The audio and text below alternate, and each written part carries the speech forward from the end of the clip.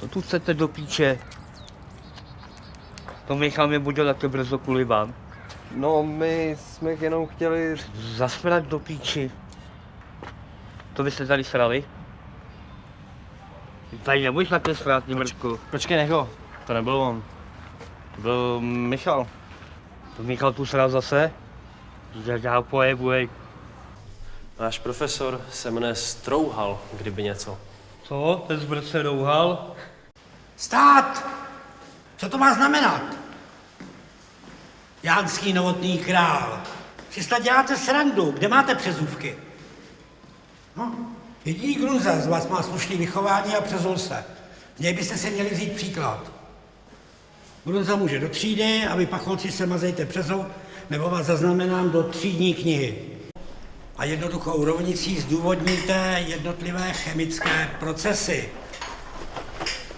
Teda Grunza, to je kalibr, vidíte? Nemocný a přesto sebral sílu a přišel na cvičení.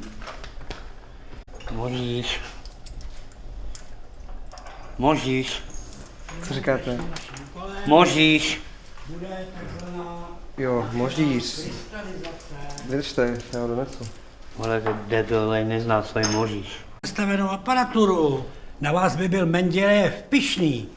Chod do píče s Mendelem. Počkej, tady se nesmí kouřit. Jak nesmím. Já když vařím, tak kouřím. Stíháte to? Jasně, bráchu. Dám mi turbo.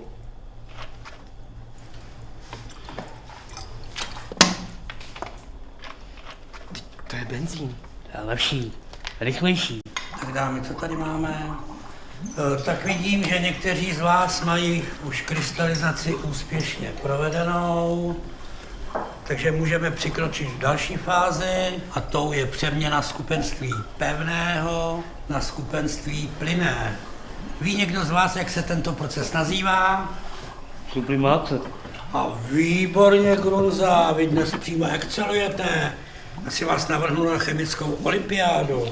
A vidím, že krystalky máte opravdu ukázkové od ostatních dvojic.